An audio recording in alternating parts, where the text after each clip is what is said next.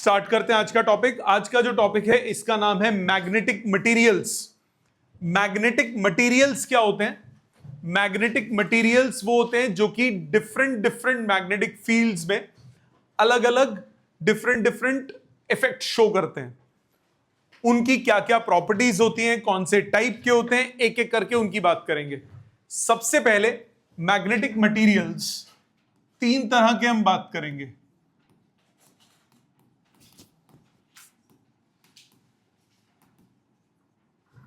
सबसे पहले टाइप के जो मैग्नेटिक मटेरियल हैं उनको बोलते हैं डायामैग्नेटिक मटेरियल्स।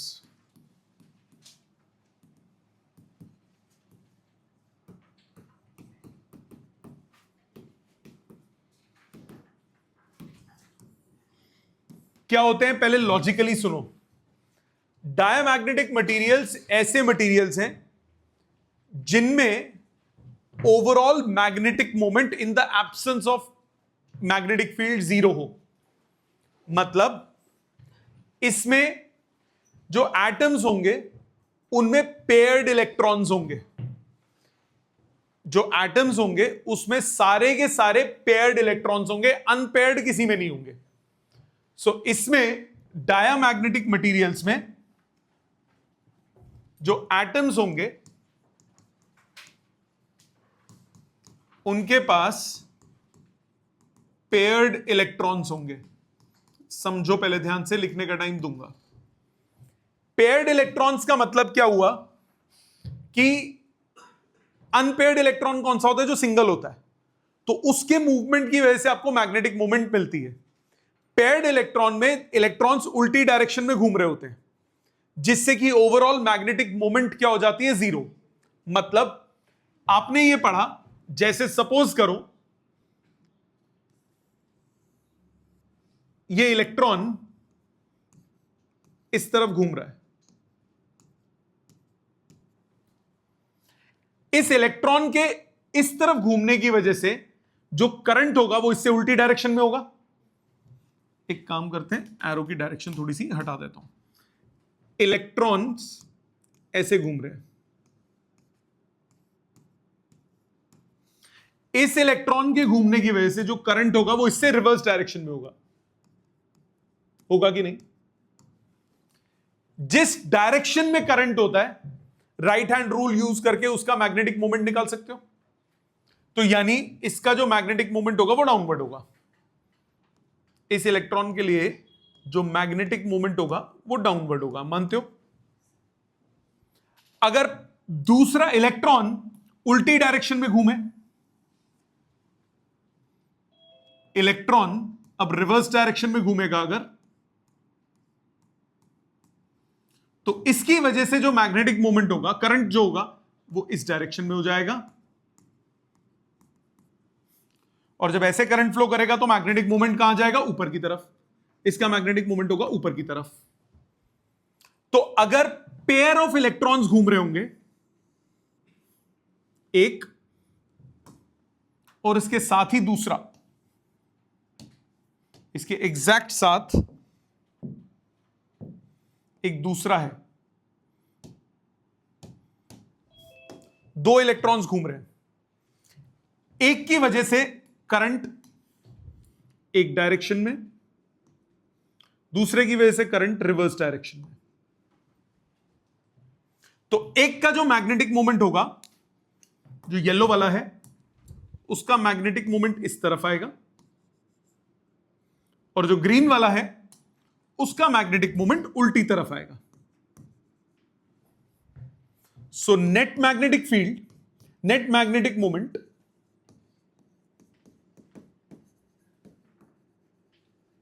इसका क्या हो जाएगा? Zero. So overall magnetic moment आपको इस केस में क्या मिलेगा? जीरो। बट अब एक कॉन्सेप्ट यूज होता है जिसको बोलते हैं इलेक्ट्रोमैग्नेटिक इंडक्शन। ये आगे डिटेल में पढ़ोगे, अगले चैप्टर में ही है, अगली क्लास में ही आ जाएगा। इलेक्ट्रोमैग्नेटिक इंडक्शन क्या कहता है कि अगर किसी कॉइल में, ध्यान से सुनना, डिटेल में अगली क्लास में बताऊंगा, अभी एक इंट्रोडक्शन दे रहा हूं।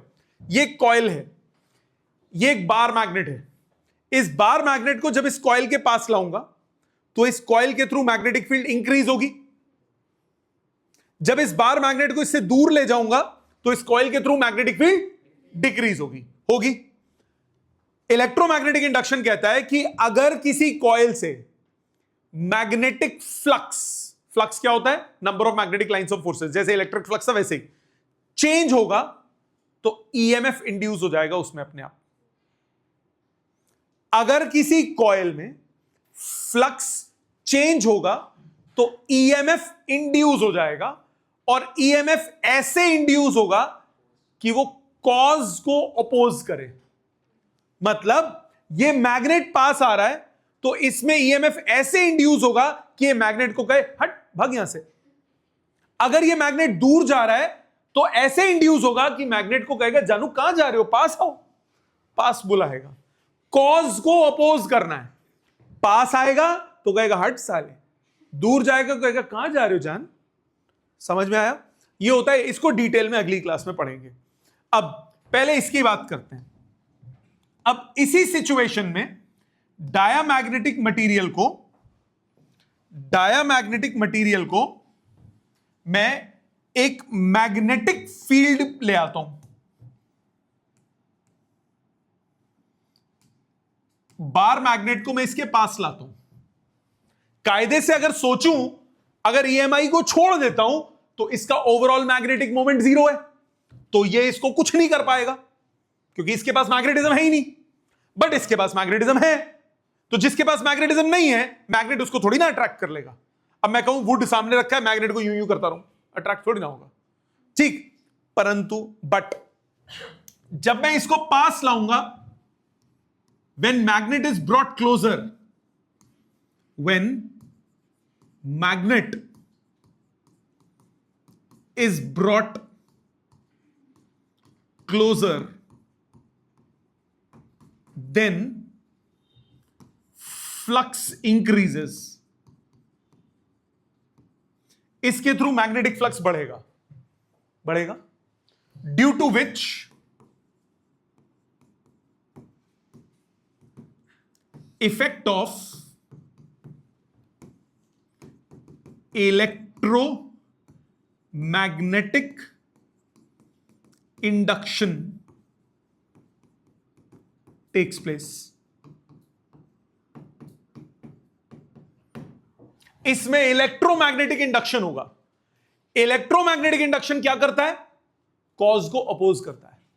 मतलब जो ये येलो वाला है, इसको नाम दे देता हूं M1, ये M2। जब इसको पास ला रहा हूं तो ये इसको क्या करेगा? दूर करने की कोशिश करेगा, कॉज को अपोज करेगा। मतलब इस तरफ फील्ड इंक्रीज कर देगा, मतलब ये लेफ्ट साइड फील्ड इंक्रीज करेगा। इलेक्ट्रोमैग्नेटिक इंडक्शन होगा ड्यू टू विच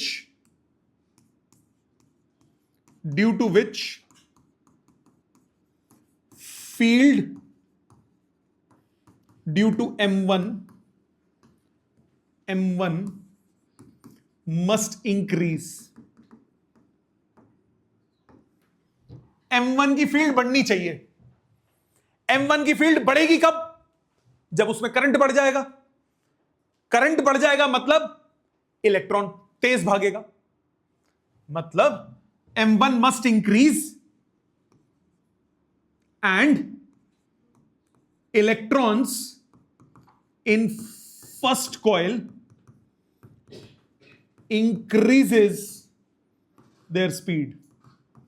क्योंकि स्पीड बढ़ने से करंट बढ़ेगा, करंट बढ़ने से इसकी फील्ड बढ़ेगी, तो M1 जो है वो क्या करेगा? वो बढ़ जाएगा, M1 इंक्रीज हो जाएगा। And M2 and field due to M2 must decrease. क्योंकि इसने भी उल्टी डायरेक्शन में इंड्यूस करना है, नहीं करना, और इसका राइट साइड पे। जब ये उल्टी डायरेक्शन में करेगा तो इसकी ओवरऑल कम हो जाएगी कि नहीं हो जाएगी? Decrease and speed of electron in this coil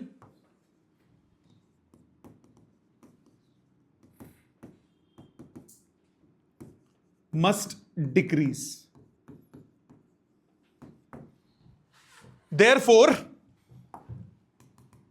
overall magnetic field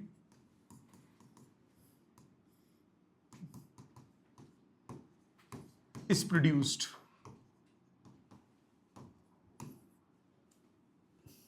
overall magnetic field produce हो जाएगी।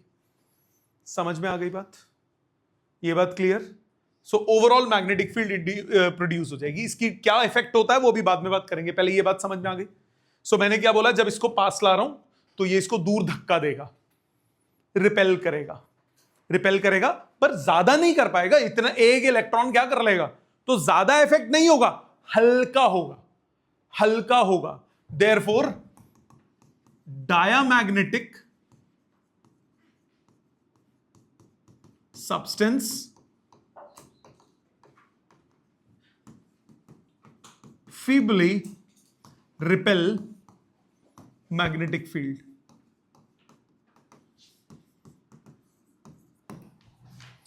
फील्ड को रिपेल करता है। समझ में आ गया डायमैग्नेटिज्म क्या होता है? ये कॉन्सेप्ट है, केमिस्ट्री में किया हुआ है शायद आपने, नहीं इतना डीप, क्योंकि केमिस्ट्री में इतनी फिजिक्स नहीं है ना, तो ये लॉजिक समझ में आ गया। ये होता है डायमैग्नेटिज्म में। पैरामैग्नेटिज्म क्या होता है? ये होता है पहला डायमैग्नेटिज्म। पैरामैग्नेटिज्म क्या होता है? सेकंड है paramagnetism.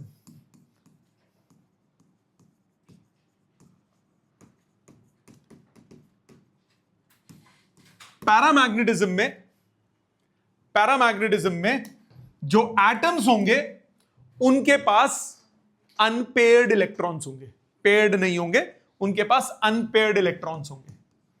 Atoms have unpaired electrons।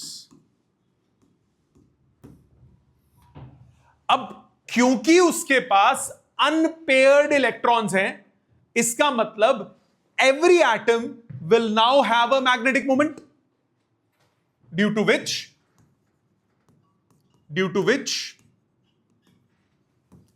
every atom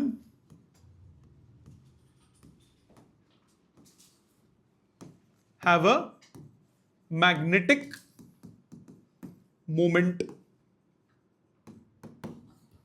her atom के पास मैग्नेटिक मोमेंट होगी। मैग्नेटिक मोमेंट होने का मतलब अगर मैं if these small magnetic moments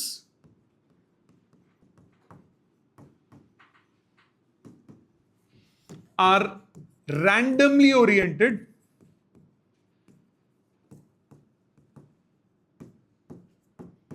then net magnetism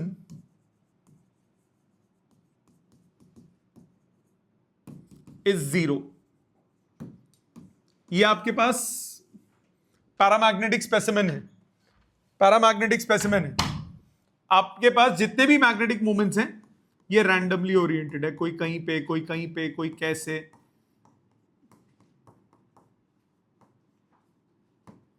तो ये एरो से रिप्रेजेंट कर रहा हूं। Head is north pole, tail is south pole. Random orientation है तो ओवरऑल मैग्नेटिज्म इसका क्या हो जाएगा? 0। Now if it is placed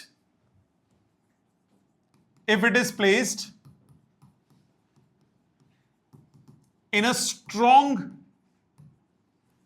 magnetic field, इसको स्ट्रॉन्ग मैग्नेटिक फील्ड में रख देंगे, then these atoms align in the direction of field, but not very much because of randomness। करेंगे तो सही बट ज्यादा नहीं कर पाएंगे।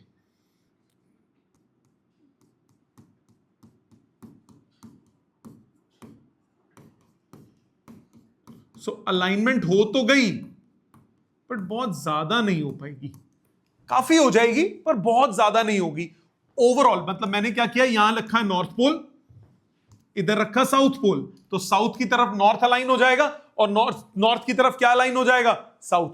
तो ओवरऑल मैग्नेटिज्म तो बन गया, बट वीक बनेगा। आप इसको रिमूव करोगे, रैंडमनेस आएगी, खत्म हो जाएगा।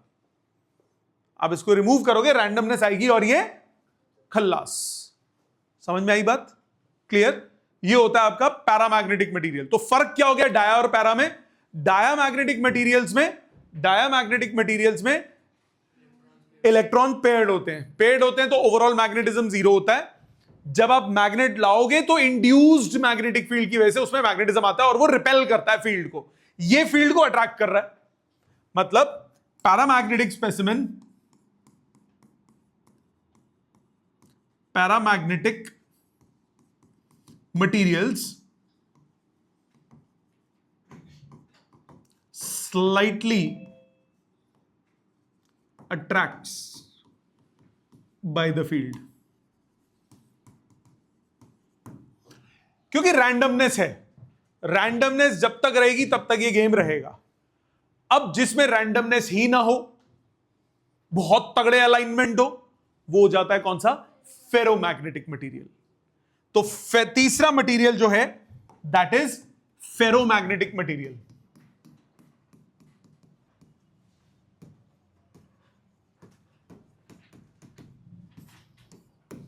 फेरोमैग्नेटिज्म में क्या होता है, इसमें एटम्स की इंडिविजुअलिटी नहीं होती है, बट इसमें डोमेन्स बन जाते हैं। आप कह दो सेक्टर्स बन जाते हैं। मतलब आपके पास ये एक फेरोमैग्नेटिक मटेरियल है, फेरोमैग्नेटिक मटेरियल में एक सेक्शन बन जाएगा जहां पे ये सारे एक डायरेक्शन में अलाइन होंगे, एक और सेक्टर होगा जहां पे ये दूसरी डायरेक्शन में अलाइन होंगे,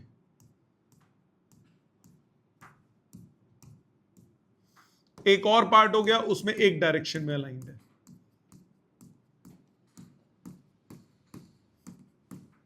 एक और पार्ट है जिसमें एक और डायरेक्शन में अलाइंड है। जरूरी नहीं है लेफ्ट राइट, एंगल पे भी हो सकते हैं।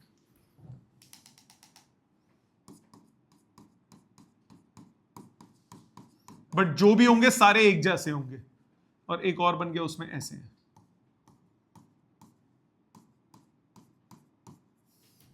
ये जो हर सेक्टर है इसको बोलते हैं domains. In a ferromagnetic material, sections of similar direction magnetic moments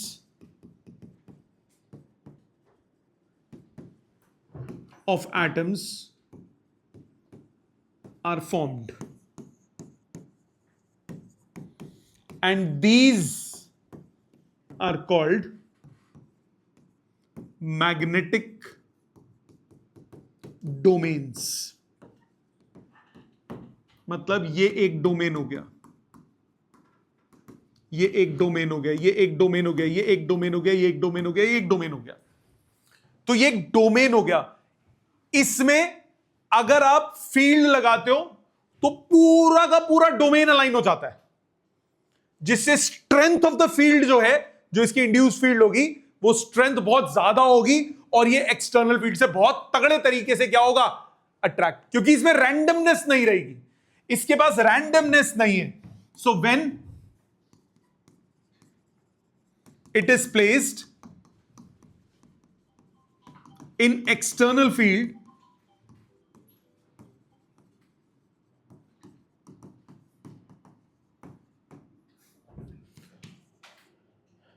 all the atoms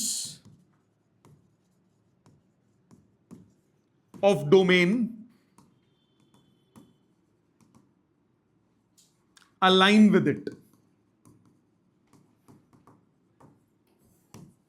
and create a strong induced field. मतलब अगर मैं इसी को, यही फेरोमैग्नेटिक मटेरियल है, इसको मैंने एक फील्ड में रख दिया, ये वीक फील्ड है, वीक मैग्नेटिक फील्ड में रखा। वीक मैग्नेटिक फील्ड में जैसे ही रखूंगा आप नोटिस करोगे डोमेन अलाइन तो होंगे,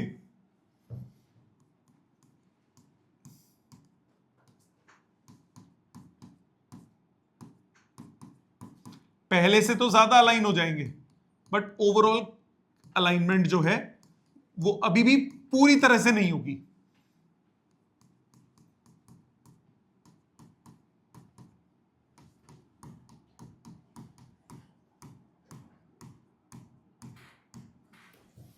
बट अगर आप फील्ड को स्ट्रॉन्ग कर दोगे, ये वीक फील्ड थी, अब आप स्ट्रॉन्ग फील्ड लगाओगे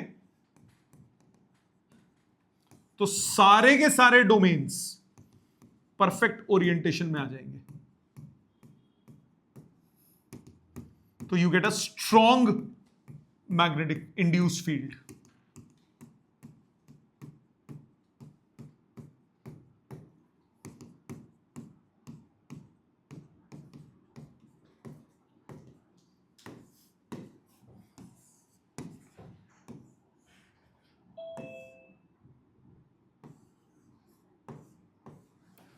तो जितने भी डोमेन्स हैं वो सब अलाइन हो जाएंगे एक तरफ, तो आपके पास बहुत स्ट्रॉन्ग मैग्नेटिक फील्ड प्रोड्यूस हो जाएगी।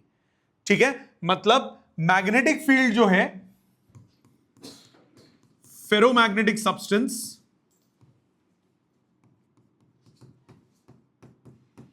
is strongly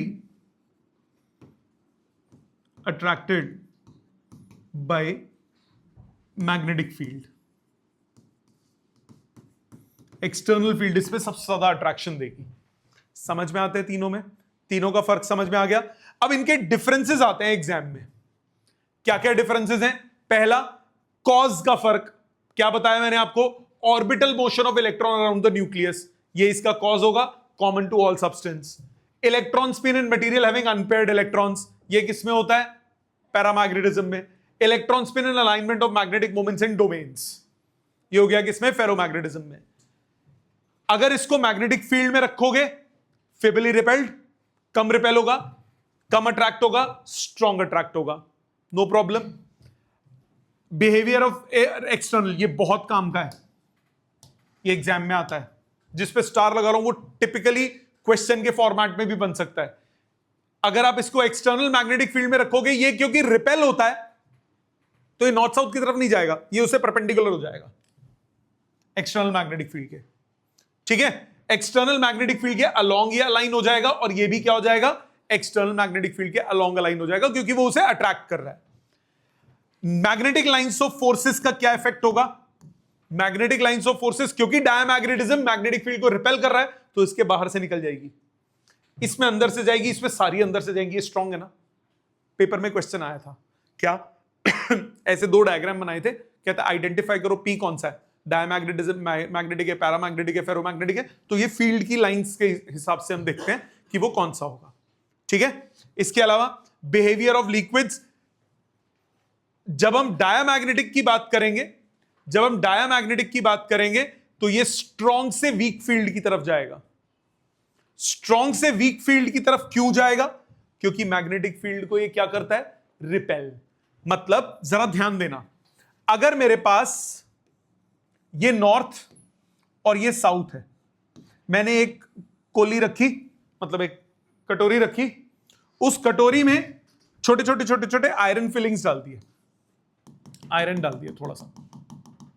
तो जैसे इसको इस पे रखूंगा, या बीच में बहुत स्ट्रॉन्ग फील्ड है, आप नोटिस करोगे बीच से दूर हो जाएगा, साइडों में चला जाएगा, क्योंकि ये वीक फील्ड की तरफ जाता है, तो स्ट्रॉन्ग से वीक फील्ड की तरफ चला जाएगा। बट अगर मैं इस नॉर्थ साउथ के गैप को बढ़ा देता हूं, तो अब बीच में फील्ड वीक हो गई, तो ये बीच में ज्यादा आ जाएगा। पैरामैग्नेट में उल्टा होगा, फेरोमैग्नेटिक में उल्टा होगा। पैरा और फेरो में सिमिलर होगा, क्योंकि यहां पे फील्ड क्या करती है? अट्रैक्ट करती है, और यहां पे फील्ड क्या कर रही है? रिपेल करती है। समझ में आई बात? इसके अलावा मैग्नेटिज्म कैसा होगा? मैग्नेटाइजेशन कैसे होगा? Get weakly magnetise in the direction opposite to the direction of magnetic field.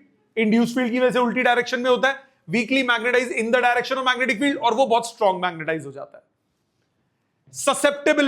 Susceptibility क्या होगी? इसकी होगी नेगेटिव। पॉइंट याद रखना, काम आएगा। कैसे? आपको बोला जाएगा susceptibility of a material is इतना एंड इतना, -0.85। बताओ कौन सा मटेरियल है? तो आंसर कितना हुआ? डायमैग्नेटिक। ऐसे क्वेश्चंस में काम आएगा। सो नेगेटिव वैल्यू -1 से 0 के बीच में, पॉजिटिव वैल्यू 0 से थोड़ी सी ज्यादा, और बड़ी पॉजिटिव वैल्यू किसकी? फेरो की। रिलेटिव परमिएबिलिटी 0 से 1 के बीच में, इसकी 1 से लेकर 1 प्लस एप्सिलॉन, एप्सिलॉन बाद में बात करेंगे, और वो बहुत बड़ी 1.2, 1.3, 1.4 दिया हो तो ये ले लो, 10, 20, 50, 100 दिया हो तो वो क्या है? फेरोमैग्नेटिक। मैग्नेटिक फ्लक्स डेंसिटी जरूरत नहीं है। फ्लक्स डेंसिटी क्या होता है? Magnetic field. Flux density, flux per unit area which is field, weber per metre square. So less than in vacuum, greater than in vacuum, और उसकी फील्ड बहुत ज्यादा होगी। टेम्परेचर इफेक्ट, ये है काम का। टेम्परेचर का इफेक्ट क्या होगा जब हम बात करते हैं पैरामैग्नेटिक की, फेरोमैग्नेटिक की? देखो, उस पर ज्यादा फर्क नहीं पड़ेगा डाया पे। टेम्परेचर का इफेक्ट पैरा पे और फेरो पे ज्यादा पड़ेगा। क्यों पड़ेगा? सपोज करो ओरिएंटेशन हुई पड़ी है, आपने टेम्परेचर बढ़ा दिया। टेम्परेचर बढ़ाने से क्या होगा? रैंडमनेस बढ़ेगी, ओरिएंटेशन कमजोर हो जाएगी ना।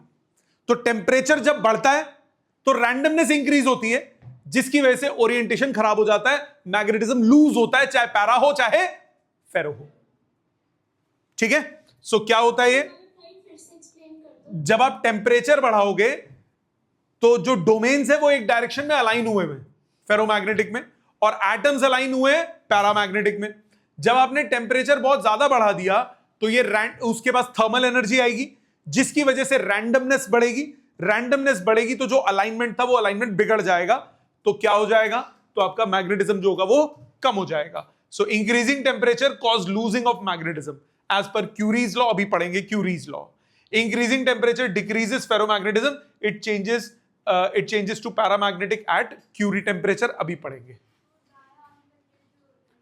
डाया पे टेम्परेचर का इफेक्ट नहीं है, उसमें तो पेयर्ड इलेक्ट्रॉन की वजह से इलेक्ट्रोमैग्नेटिक इंडक्शन पे डिपेंडेंट हो रहे हैं। उसमें अलाइनमेंट थोड़ी ना है जो रैंडमनेस की बात करें। ठीक है? बी, इसमें बी एच से कम होता है, इसमें बी एच से ज्यादा, उसमें ज्यादा। एग्जाम्पल्स आपको याद रखने हैं। यहां तक समझ में आता है? रजिस्टर खोलो, सबसे पहले ये सारे, ये जो 3 पेज मैंने हाथ से लिखे हैं ना, ये पॉइंटर्स लिख लो अपने रजिस्टर में, फिर आगे चलते हैं। Next is Curie's law. क्या कहता है क्यूरीज लॉ? कहता है it's susceptibility of a paramagnetic substance is inversely proportional to the thermodynamic temperature.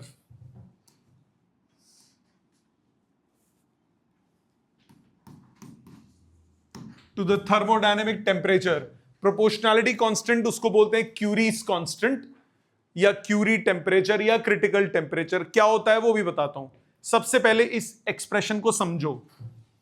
अगर मैंने मैग्नेटिक फील्ड लगाई, मतलब मैग्नेटाइजिंग इंटेंसिटी लगाई, तो जो स्पेसिमेन है वो मैग्नेटाइज होगा। मतलब intensity of magnetisation, intensity of magnetisation वो डायरेक्टली प्रोपोर्शनल होगी मैग्नेटाइजिंग इंटेंसिटी के।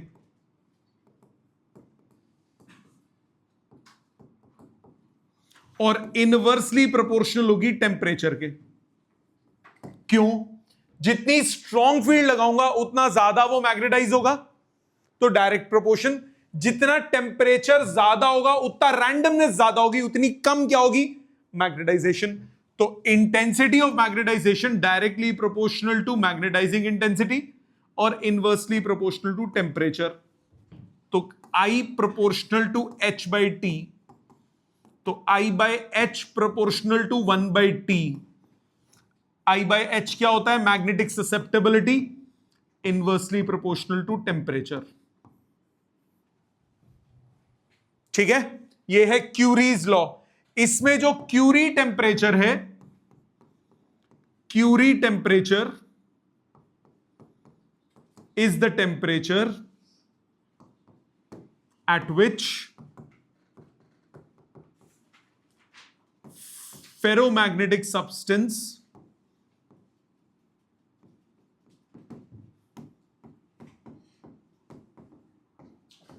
become paramagnetic. अपना मैग्नेटिज्म लूज कर देता है और फेरोमैग्नेटिज्म से वो किस में कन्वर्ट हो जाता है? पैरामैग्नेटिज्म। पीछे अभी पढ़ा था हमने क्यूरीज वाले में। समझ में आया? लर्न करने वाला पॉइंट। अब इसके आगे जितने भी पॉइंट्स हैं सब मैं मार्क करवा रहा हूं, कौन कौन से लर्न करने, सब लर्निंग वाले पॉइंट्स हैं। सामने समझो, एक्सप्लेन करूंगा जो जो एक्सप्लेन करने वाले होंगे। जैसे ये सब, इसमें काफी कुछ एक्सप्लेन करने वाला भी है, वो एक्सप्लेन साथ साथ कर रहा हूं मैं। लिखने की आपको जरूरत नहीं है, समझने पे ध्यान दो, समझने पे ध्यान दो, समझने पे ध्यान दो, मतलब समझने पे ध्यान दो। सामने समझो बेटा। सबसे पहला इसमें है हिस्टेरेसिस कर्व। हिस्टेरेसिस क्या होता है? हिस्टेरेसिस कर्व का मतलब क्या है? ये ग्राफ है इंटेंसिटी ऑफ मैग्नेटाइजेशन और मैग्नेटाइजिंग इंटेंसिटी के बीच में। यहां पे पर मैंने बी लिखा हुआ है, ये बी का मतलब है बी इंड्यूस्ड, मतलब ये ग्राफ है अप्लाइड फील्ड, ये है एच, एच माने applied field.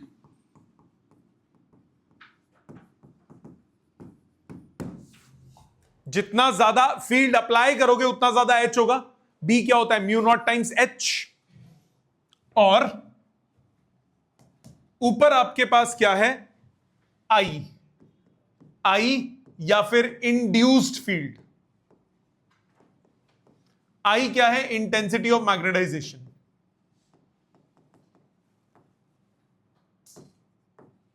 Intensity of magnetisation या फिर इंड्यूस्ड फील्ड। अब जब आप अप्लाई करोगे फील्ड को तो डोमेन्स अलाइन होने स्टार्ट हो जाएंगे। पहले वो यहां पे है ग्राफ।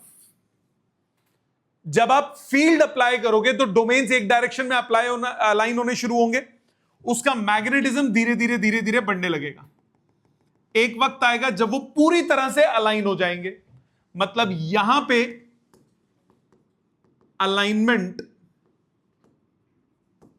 इज 100%, 100% अलाइनमेंट हो गया। इसके बाद आपने फील्ड को विड्रॉ कर लिया।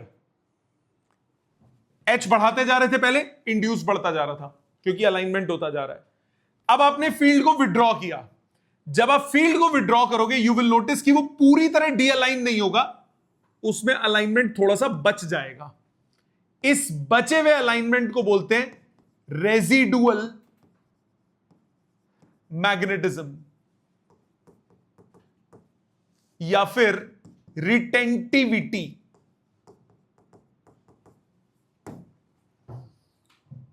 अलाइनमेंट यहां 100% हुआ। When you withdraw the field alignment खराब होएगा, थोड़ा सा अलाइनमेंट बच जाएगा even if you completely withdraw the field. Now to dealign मैंने उल्टी डायरेक्शन में फील्ड लगा दी। जब मैं उल्टी डायरेक्शन में फील्ड लगाऊंगा तो जो थोड़ी बहुत बची हुई अलाइनमेंट होगी वो खत्म हो जाएगी। जब वो खत्म होगी, कितनी फील्ड लगानी पड़े कि वो खत्म हो जाए, इसको बोलते हैं कोरेसिविटी। तो दो टर्म्स हैं यहां पे, एक है रिटेंटिविटी, दूसरी कौन सी है? कोरेसिविटी। रिटेंटिविटी क्या है कि जब आपने 100% अलाइनमेंट के बाद जब फील्ड विड्रॉ की, तो जब फील्ड विड्रॉ करके आपने जीरो कर ली तो जो फील्ड बच गई उसमें इंड्यूस्ड अलाइनमेंट रह गई, इंड्यूस्ड मैग्नेटिक फील्ड जो बच गई वो क्या कहलाती है? रेजिडुअल मैग्नेटिज्म या फिर रिटेंटिविटी। ऑपोजिट डायरेक्शन में आपने फील्ड लगाई ताकि जो बचा हुआ मैग्नेटिज्म है वो भी स्यापा निपट जाए, उसको बोलते हैं क्या? कोरेसिविटी। अब अगर और ज्यादा ऑपोजिट डायरेक्शन में लगाओगे तो उल्टी डायरेक्शन में अलाइनमेंट हो जाएगी। अगेन फिर से सेम स्टेप्स, कम करोगे जीरो नहीं होगा, फिर उल्टी डायरेक्शन, तो ये चलता रहेगा। तो तोते की शेप में बन जाएगा ऐसा चुनचुड़ू सा। इसको बोलते हैं हिस्टेरेसिस कर्व। क्या बोलते हैं? Hysteresis curve. यही कहानी यहां लिखी हुई है। रिटेंटिविटी वाली बात यहां तक आ गई। रिटेंटिविटी के बाद आपकी एक कोरेसिविटी वाली बात यहां तक आ गई। ठीक है, बुकलेट खोलिए अपनी, हिस्टेरेसिस निकालिए और एक बार एक एक शब्द को ध्यान से पढ़िए। नेक्स्ट, अब इसमें कुछ पॉइंट्स ये काम आएंगे, एक और ये दोनों काम आएंगे। सामने देखिए क्या बोला मैंने आपको, significance of area of hysteresis loop, जो एरिया वो एनक्लोज करता है उसका क्या सिग्निफिकेंस है। सामने ध्यान दीजिए, प्रोडक्ट ऑफ बी और H has a dimensions of energy per unit volume, hence the area within the BH graph represents energy dissipated per unit volume. जो एरिया होगा वो एनर्जी देगा dissipated per unit volume in the material when it is carried through a complete cycle. एक पूरा चक्कर घूमेंगे तो कितना energy per unit volume dissipate होगा वो रिप्रेजेंट करता है। प्रैक्टिकल इंपॉर्टेंस, इससे हमें क्या क्या पता लगता है, मटेरियल के कोरेसिविटी, रिटेंटिविटी, हिस्टेरेसिस लॉस, ये तीन चीजें हम निकाल सकते हैं। क्या फायदा इसका, आ जाते हैं इसके फायदे पे, इससे फायदा उठाते हैं। पहला, इससे हम मटेरियल्स को चूज कर सकते हैं अपने अपने केसेस में, अलग अलग केस में हम कौन सा मटेरियल यूज करें वो हम इस स्टडी से कर सकते हैं। जैसे पहले तो फेरोमैग्नेटिक सब्सटेंसेस कौन कौन से होते हैं, फिर वो चूजिंग पे भी आता हूं। फेरोमैग्नेटिक दो होते हैं, एक होता है सॉफ्ट, एक हार्ड। सॉफ्ट फेरोमैग्नेटिक कौन सा होता है, these are the ferromagnetic materials in which the magnetisation disappears on the removal of external magnetic field. मतलब रिटेंटिविटी क्या होगी, कम। क्या बोला, देखो, magnetisation disappears on the removal of external magnetic field, तो ये क्या हो गया, लो रिटेंटिविटी। ठीक है, मतलब इनके पास होगी low retentivity. Such materials have narrow hysteresis loop, पतला होगा ऐसा जैसा है। Consequently they have low retentivity, low coercivity and low hysteresis loss, but they have high relative magnetic permeability. They are used as a core of solenoids and transformers. ठीक है, क्यों, ध्यान देना, वो पढ़ा है आपने इलेक्ट्रोमैग्नेट, खैर अभी आगे पढ़ेंगे। इलेक्ट्रोमैग्नेट आपने पढ़ा होगा। इलेक्ट्रोमैग्नेट में क्या होता है, जब तक करंट होता है तब तक उसमें मैग्नेटिज्म रहता है। मतलब जैसे ही आपने करंट हटाया, अप्लाइड फील्ड हटाई, उसने अपना मैग्नेटिज्म लूज कर दिया तो वो क्या हो गया, सॉफ्ट आयरन। वो कौन सा हो गया, सॉफ्ट आयरन। आपको याद होगा एक जगह और पढ़ा था soft iron, moving coil galvanometer, soft iron core, उसका भी यही काम होता है। उसका अपना मैग्नेटिज्म तो नहीं होना चाहिए ना, जब तक करंट है सिर्फ तब तक वो खींचे, उसके बाद अपना उसका मैग्नेटिज्म नहीं होना चाहिए। तो ये होता है सॉफ्ट आयरन। दूसरा हार्ड कौन सा होता है, जो सख्त लौंडा, जो एक बार मैग्नेटाइज हो जाए तो मैग्नेटाइज हो गया, रिटेंटिविटी जिसकी बहुत ज्यादा होगी। तो हार्ड फेरोमैग्नेटिक मटेरियल्स और hard फेरोमैग्नेट्स, these are the ferromagnetic materials which retain magnetization even after the removal of external magnetizing field. Such materials have wide hysteresis loop, वो right side वाला। Consequently, they have high coercivity and large hysteresis loss. They are used for making permanent magnets, obviously, क्योंकि हम क्या चाहेंगे, एक बार magnetise हो जाए तो रिटेन करे तो हमें परमानेंट मैग्नेट्स बनाने में काम आएगा ना। यहीं से हम सिलेक्शंस की काम करते हैं।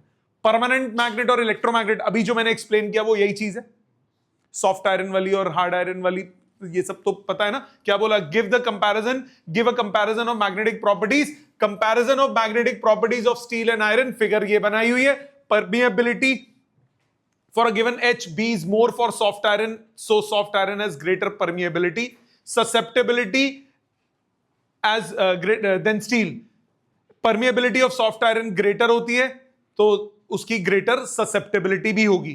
Retentivity soft iron की greater होगी as compared to retentivity of steel, steel के comparison में। Coercivity of soft iron less होती है coercivity of steel से। Hysteresis loss area से आप देखते हो, ठीक है। स्टील मैग्नेटाइज नहीं होता ना, तो रिटेंटिविटी नहीं होगी, उसकी कम होगी। सिलेक्शन कैसे करते हैं, अभी जो जितना पढ़ा ये सब सिलेक्शन वाले ही क्राइटेरिया तो पढ़ रहे थे।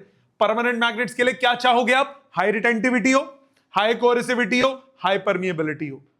ठीक है, ये कुछ एग्जांपल्स दिए हैं, आप गो थ्रू कर सकते हैं। इलेक्ट्रोमैग्नेट्स में आप क्या चाहोगे? हाई परमिएबिलिटी हो, रिटेंटिविटी कम हो, ताकि वो फटाक से अपना मैग्नेटिज्म क्या कर दे? लूज कर दे। ट्रांसफॉर्मर कोर के लिए क्या चाहोगे? ये आगे डिटेल में आएगा, ट्रांसफॉर्मर का क्या काम होता है। परमिएबिलिटी ज्यादा चाहिए, हिस्टेरेसिस लॉस कम चाहिए, लो रेजिस्टिविटी चाहिए। ये हम आगे डिटेल में पढ़ेंगे अगले से अगले चैप्टर में, ऑल्टरनेटिंग करंट में। परमानेंट मैग्नेट कैसे आप बनाते हो? Hard ferromagnetic material like steel can be converted into permanent magnet by any of the following methods: by holding the steel rod in north-south direction and hammering it repeatedly.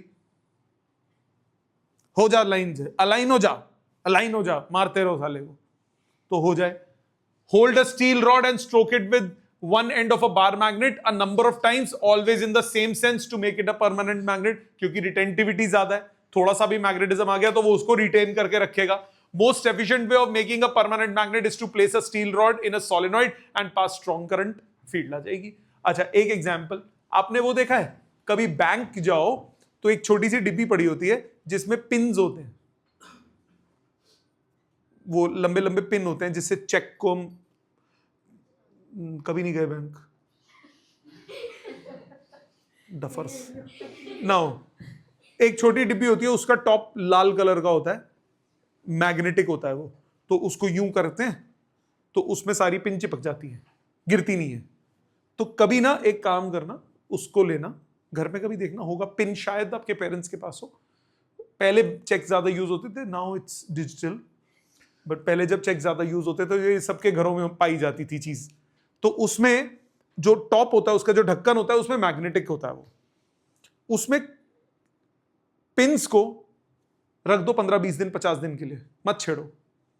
उसके बाद जब उन pins को बाहर निकालोगे ना, उनमें थोड़ी थोड़ी मैग्नेटिक प्रॉपर्टी आ जाएगी, क्योंकि काफी देर तक वो सेम डायरेक्शन से एक्सटर्नल फील्ड से अलाइंड रही, तो क्या होगा, उनमें भी थोड़ा थोड़ा मैग्नेटिज्म आ जाता है। इसके बाद इलेक्ट्रोमैग्नेट क्या होता है आपको मालूम है? इलेक्ट्रोमैग्नेट में क्या क्या चीज चाहिए होती है? इलेक्ट्रोमैग्नेट में बताओ, हाई लो रिटेंटिविटी, लो कोरेसिविटी, हाई परमिएबिलिटी। अभी एक्सप्लेन किया, वही चीज यहां पे लिखी है, पढ़ लोगे इसको। करें आगे, नेक्स्ट न्यूमेरिकल शुरू करते हैं। आपके पास 2-4 मिनट का समय है। क्वेश्चन नंबर 1, क्वेश्चन नंबर 2, ये दो आपके पास 5 मिनट का समय है, 2 अटेम्प्ट कीजिए, फिर मैं ये दोनों करूंगा। चेक कीजिए दोनों। पहले फर्स्ट पे आते हैं, कह रहे magnet of magnetic moment 2.5 ampere metre square weighs 66 grams. Magnetic moment दे दिया 2.5 एम्पियर मीटर स्क्वायर, इसका मास दिया हुआ है 66 ग्राम्स। ठीक है, आगे क्या बोला? If the density of the material of the magnet is 7500, ये हो गया 66 इंटू 10⁻³ पहले तो केजी में। डेंसिटी दी है 7500 kg per metre cube. Intensity of magnetisation, intensity of magnetisation होता है magnetic movement per unit volume. तो पहले हमें चाहिए होगा वॉल्यूम। डेंसिटी क्या होता है? Mass upon volume. डेंसिटी क्या होता है? Mass upon volume. So volume कितना हो गया? Mass upon density. मास कितना? 66 इंटू 10⁻³ डेंसिटी 7500, इतना मीटर क्यूब। ऐसा यूनिट्स में कन्वर्ट करने के बाद कैलकुलेशन अभी देखते हैं। 66/75 इंटू 10⁻⁵ मीटर क्यूब, ये हो गया वॉल्यूम। आपको इंटेंसिटी ऑफ मैग्नेटाइजेशन निकालना है। Magnetic moment 2.5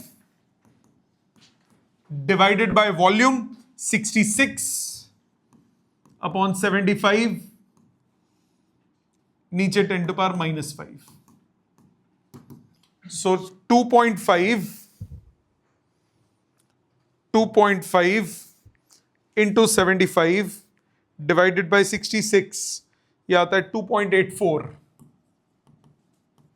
into 10⁵ intensity of magnetisation ampere per metre. समझ में आ गया? एम्पियर मीटर मैग्नेटिक मोमेंट का क्या होता है, ampere metre square divided by metre cube, कितना हुआ, एम्पियर पर मीटर। पहला क्लियर है सबको, ठीक। सेकंड पे आते हैं।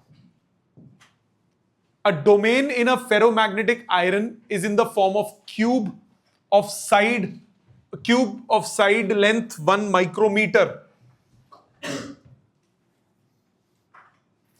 ठीक है। Estimate the number of iron atoms in a domain. एक डोमेन की बात की है सिर्फ, ये एक डोमेन है क्यूब की फॉर्म में जिसका साइड है 1 माइक्रोमीटर, मतलब इसका वॉल्यूम हो गया 10⁻⁻18 metre cube. Estimate the number of iron atoms in the domain, इसमें नंबर ऑफ आयरन एटम्स निकालने, and the maximum possible dipole moment, वो बात की बात है, and magnetisation in its domain, मतलब आई निकालना है। मॉलिक्यूलर मास ऑफ दिया हुआ है आयरन 55 ग्राम पर मोर, और डेंसिटी होगा वो, डेंसिटी इज 7.9 ग्राम पर सेंटीमीटर क्यूब, ठीक है। वॉल्यूम पता है,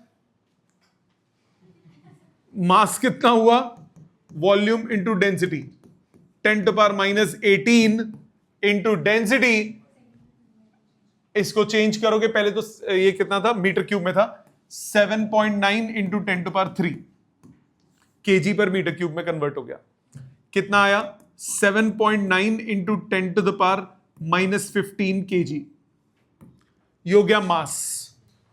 अब each atom has a dipole moment, इतना नंबर ऑफ एटम्स निकालने, क्या करोगे, 55 ग्राम पर मोल दिया है 56 की जगह, मोलर मास बदला हुआ है, 56 की जगह क्वेश्चन में 55 दिया हुआ है, तो सबसे पहले 55 into 10⁻³ kg of iron contains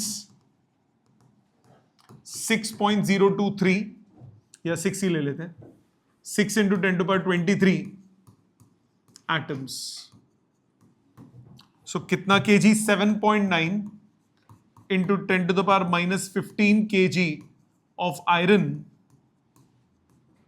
contains 6 into 10⁻23 upon 55 into 10⁻³ into 7.9 into 10⁻15 atoms. मानते हो यहां तक? कैलकुलेशन बात के लिए छोड़ते हैं, इतने एटम्स, पहले क्या निकालना था, एटम्स निकालने, तो कैलकुलेट करना पड़ेगा, 6 into 7.9 upon 55, 6 into 7.9 divided by 55, यह आता है 0.8618, 0.8618 इंटू 10⁻23, 26 माइनस 15, 11 एटम्स, ये तो हो गए नंबर ऑफ एटम्स। इसके बाद बोला maximum possible dipole moment, so dipole moment is maximum if every atom is aligned। तो dipole moment, magnetic moment maximum कितनी होगी, 0.8618 इंटू 10⁻11 एटम्स, और एक एटम की 9.27 इंटू 10⁻24, ठीक है ना। तो ये आ गया दिस इंटू 9.27, ये आता है 7.99, मतलब around 8 into 10⁻13 ampere metre square, ये आ गया मैक्सिमम मैग्नेटिक मोमेंट। इसके बाद निकालना है intensity of magnetisation. Intensity of magnetisation क्या होता है, magnetic moment per unit volume. So magnetic moment कितना है, 8 into 10⁻³ divided by volume 7.9 into 10⁻, volume is 10⁻18। सो आपके पास आंसर आया 8 इंटू 10⁵ एम्पियर पर मीटर। समझ में आया? इजी, क्लियर, पक्का? तो तीनों आंसर्स आ गए। ये हो गया एक आंसर, ये दूसरा आंसर और ये तीसरा आंसर। 3 आंसर्स हैं। Got it? समझ में आया? क्वेश्चन नंबर 3, क्वेश्चन नंबर 4, इन 2 पे दिमाग लगाइए, 3rd and 4th पे दिमाग लगाइए। चेक कीजिए 3rd and 4th। पहले 3rd पे आते हैं। 3rd क्वेश्चन आपको कह रहा है magnetising field of H ampere per metre दिया हुआ है। ये मीटर पे एरो ऐसे लग गया। मैग्नेटाइजिंग फील्ड होता है H हो गया 1500। Produces a magnetic flux. Flux क्या होता है? मैग्नेटिक फील्ड इनटू एरिया, और एरिया दिया हुआ है, दिया हुआ है। तो मैग्नेटिक फील्ड हो जाएगी फ्लक्स अपॉन एरिया। फ्लक्स कितना? 2.4 इंटू 10⁻⁵ वेबर। एरिया की वैल्यू 0.5 इंटू 10⁻⁴ सेंटीमीटर को मीटर में कन्वर्ट। ठीक है, सेंटीमीटर स्क्वायर था, 10⁻⁴ से मल्टीप्लाई करेंगे, 0.5 2 पर चला गया 4.8, 4.8 10⁻⁻1 0.48, 0.48 टेस्ला। ये मैग्नेटिक फील्ड आ गई। ठीक है, बी और एच। अब आगे क्या बोला? Calculate permeability and susceptibility, relative permeability. B क्या होता है? आयरन है ना, आयरन बार ना, म्यू टाइम्स एच। बी क्या होता है? B total is mu total, mu of medium. B total आपको याद है ना, जब बी नॉट लिखते हैं तो म्यू नॉट टाइम्स एच होता है। अगर बी इंड्यूस्ड होता है तो म्यू नॉट टाइम्स आई होता है। अब बी टोटल होता है तो म्यू मीडियम टाइम्स एच होता है। तो ये म्यू मीडियम टाइम्स एच होगा। B total is mu times H, तो म्यू हो गया बी बाई एच। बांदर की वैल्यू 0.48, एच कितना? 1500। यही किया आप लोगों ने। सॉल्व करो। 0.48 डिवाइडेड बाय 15, 0.032 इंटू 10⁻⁻2, तो 3.2 इंटू 10⁻⁻4। ठीक है, यूनिट्स टेस्ला मीटर पर एम्पियर। ठीक है, ये म्यू की वैल्यू आ गई। ससेप्टेबिलिटी निकालना है। ससेप्टेबिलिटी का क्या रिलेशन होता है? Relative permeability -1 is equal to magnetic susceptibility. याद है? तो इसके लिए हमें रिलेटिव परमिएबिलिटी चाहिए। मैग्नेटिक ससेप्टेबिलिटी क्या हो गया? Relative permeability -1, relative permeability mu of medium divided by mu naught -1। Mu of medium कितना है? 3.2 इंटू 10⁻⁻4। म्यू नॉट मतलब 4 pi into 10⁻⁷, 4 pi into 10⁻⁷ -1। Solve करो। 8 चौक 32, 0.8 डिवाइडेड बाय 3.14, 0.8 डिवाइडेड बाय 3.14, ये आता है 0.254, 0.254 इंटू 10⁻³ -1, 254 -1, आंसर आ गया अराउंड 253, 253 के आसपास। यस, राउंड ऑफ किया थोड़ा सा। समझ में आ गई? क्लियर? सबको समझ में आ गया? नेक्स्ट, अगले क्वेश्चन में क्या बोला? फोर्थ में आपको बोला assume that each iron atom has a permanent magnetic moment equal to 2 Bohr magneton, तो ईच आयरन एटम का मैग्नेटिक मोमेंट हो जाएगा 2 mu B 2 into 9.27 into 10⁻⁻24। Number density of atoms is इतना। नंबर डेंसिटी का मतलब क्या होता है? नंबर पर यूनिट वॉल्यूम। ये मेरे को कितना दिया है? 8.52 इंटू 10⁻28 पर मीटर क्यूब। आपको फर्स्ट पार्ट में निकालना है मैक्सिमम मैग्नेटाइजिंग, मतलब फर्स्ट में निकालना है मैक्सिमम इंटेंसिटी ऑफ मैग्नेटाइजेशन। ये क्या हो जाएगा? Number in total magnetic moment, total magnetic moment per unit volume, मतलब नंबर ऑफ एटम्स इंटू एक की magnetic moment divided by volume, मतलब small n into magnetic moment. Small n कितना है? 8.52 into 10⁻28 into magnetic moment 2 into 9.27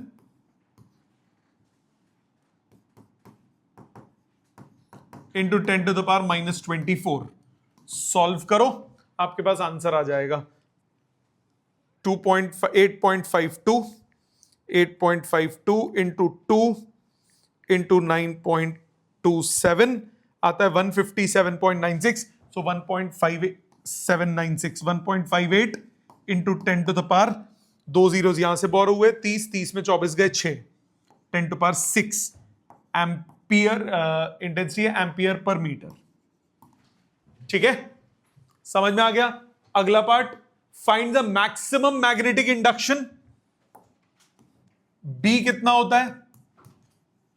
mu naught times I plus H.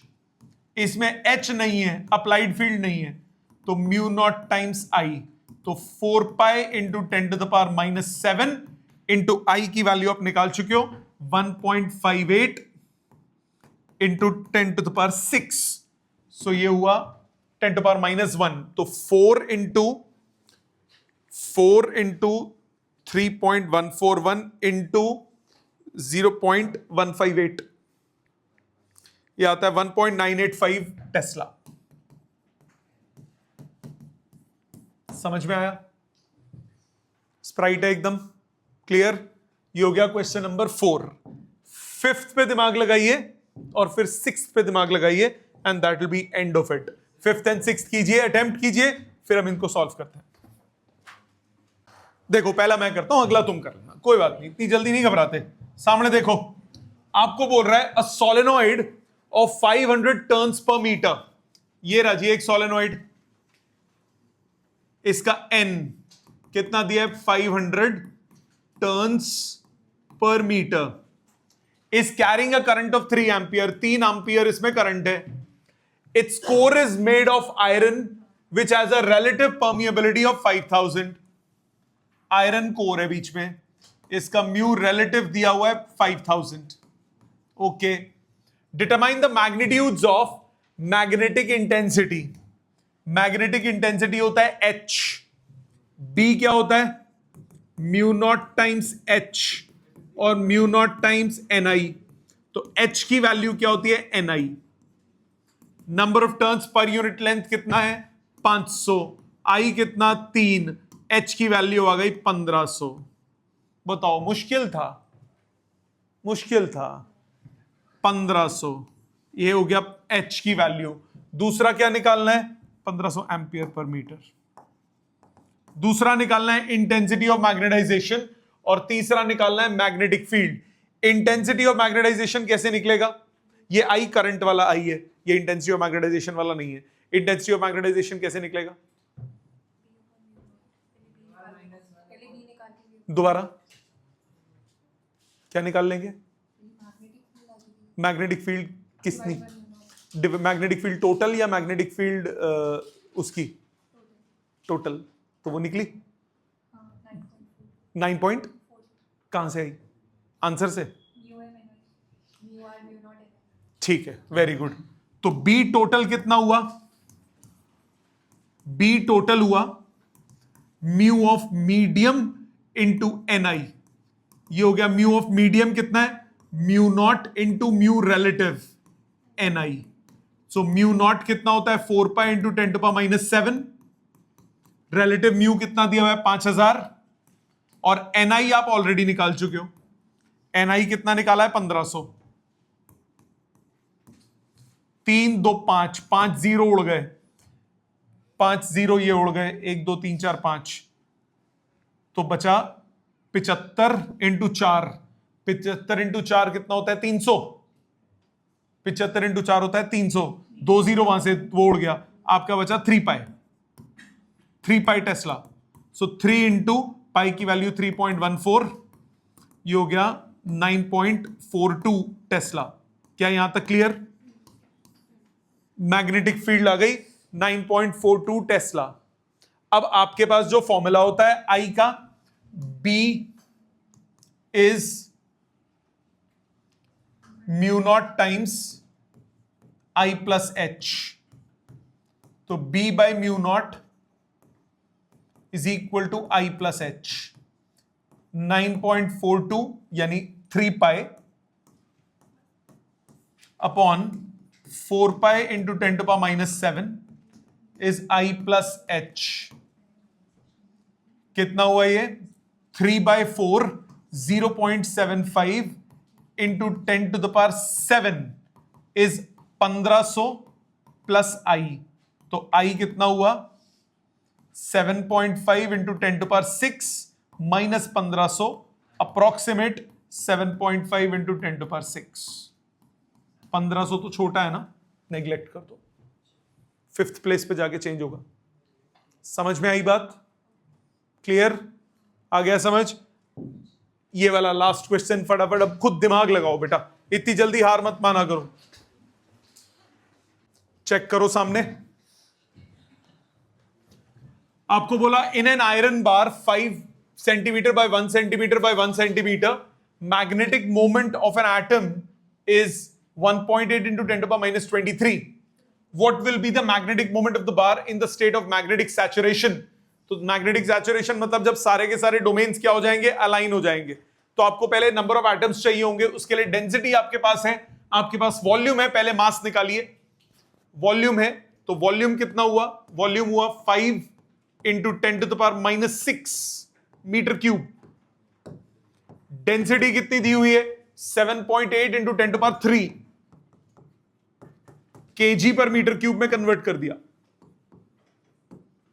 तो मास हो गया volume into density, तो 7.8 इंटू 10⁻3 इंटू 5 इंटू 10⁻⁻6, तो ये आ गया 7.8 इंटू 5 कितना हुआ 390। 39 इंटू 10⁻³ केजी। ठीक है, समझ में आई यहां तक बात? आगे क्या बोला, मास आपके पास है अब 56 इंटू 10⁻³